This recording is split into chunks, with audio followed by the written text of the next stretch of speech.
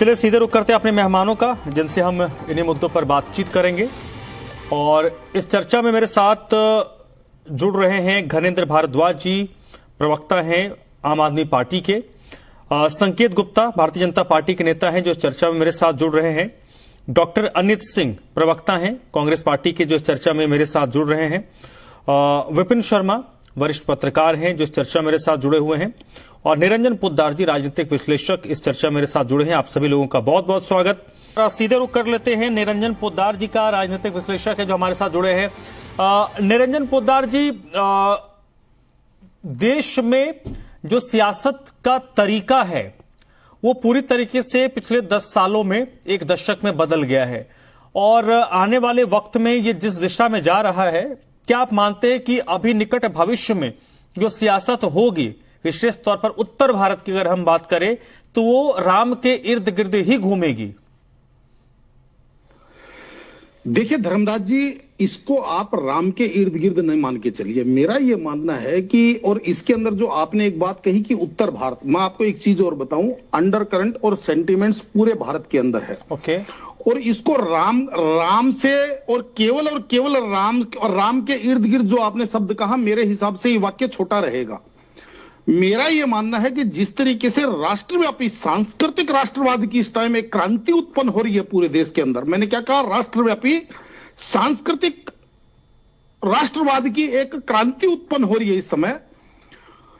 इस क्रांति को, अगर इसकी वाइब्रेशन को या इसके कंपन को अगर कोई पहचान करके अगर अपनी राजनीति बदल रहा है, तो निश्चित रूप से मैं उसको राजनीति का चतुर और माहिर खिलाड़ी मानता हूं। कुछ लोग ऐसे हैं कि जो इस कंपन को महसूस करने के बावजूद, जिसको कहते हैं ना कि हमारे यहां जैसे धर्मराज जी, भूकंप आता है तो उससे पहले थोड़ा कंपन महसूस होता है, कई लोग उसको इग्नोर करते हैं। तो वैसे कोई इग्नोर करके अगर इस चीज के अंदर अगर आज भी वो हठधर्मिता करता है, तो मेरे हिसाब से उससे बड़ा कोई सठ नहीं, उससे बड़ा कोई मूर्ख नहीं, मेरा ये मानना है। क्योंकि राजनीति और नेतागिरी, या यूं कहें कि नेतृत्व जनता के लिए होता है, और जनता का जो सेंटिमेंट्स होता है, जो नेता जनता का सेंटिमेंट समझे उसी को नेतृत्वकर्ता कहते हैं।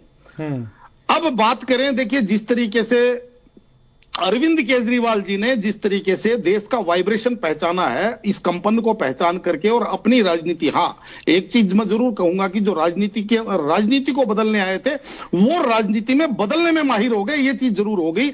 अब उनका जो वर्तमान, उनका जो दृश्य है वो देख करके ऐसा लगता है, क्योंकि हमने अरविंद केजरीवाल जी के पब्लिक प्लेटफॉर्म पे वो सारे के सारे शब्द जो अभी यहाँ पे बोले जा चुके हैं, मैं उनको नहीं कहूंगा, उनको दोहराऊंगा नहीं, लेकिन उन्होंने जिस तरीके से कहा कि अगर हमारी सरकार महाराष्ट्र में होती तो हम मुकेश अंबानी का बंगला तुड़वा करके और उस जमीन को वक्फ बोर्ड को दे देते।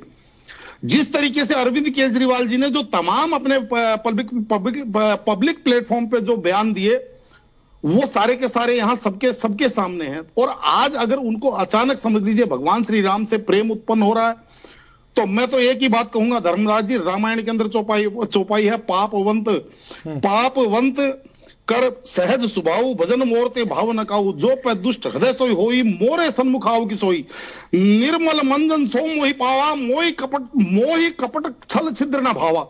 यानी कि जब विभीषण जी भगवान राम की तरफ आने लगे तो उनको कहा कि भाई रावण का भाई आ रहा है, तो भगवान ने कहा कि अगर कोई मेरी शरणागत आता है तो चाहे वो अपना पाप त्याग करके अगर मेरी शरण में आता है तो वो मेरे लिए उतना ही प्रिय है।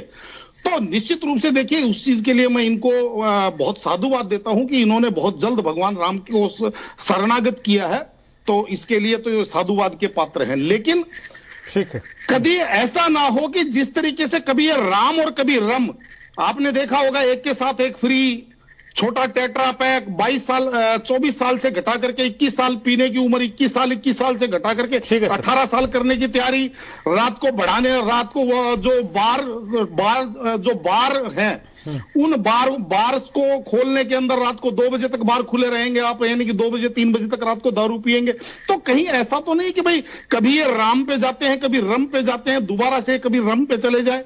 तो इसके लिए इनको थोड़ा सा अभी मेरे हिसाब से जनता के बीच में विश्वसनीयता उत्पन्न करनी पड़ेगी।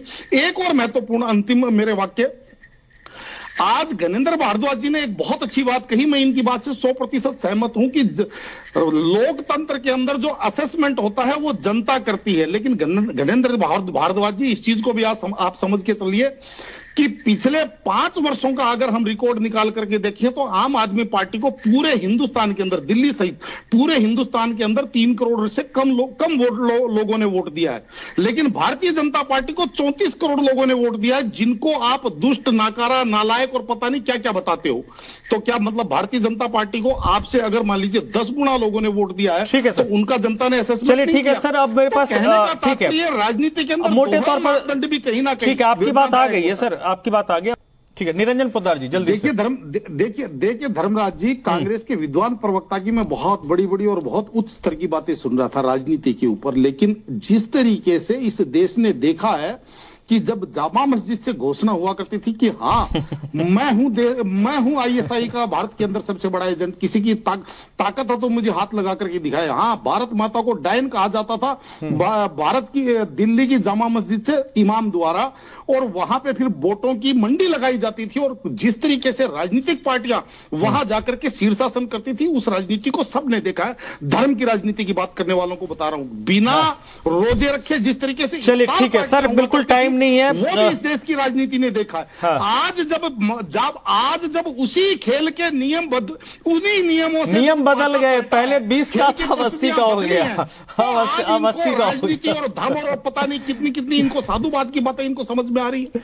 चलिए सर, इसी नोट पे मेरे रैप अप करना पड़ेगा, टाइम की पाबंदी है। बहुत बहुत शुक्रिया आपका, ज्ञानेंद्र भारद्वाज जी, संकेत गुप्ता जी, डॉक्टर अनित सिंह, विपिन शर्मा जी, निरंजन पोद्दार जी, चर्चा मेरे साथ जुड़ने के लिए। आज की बहस में बस इतना ही।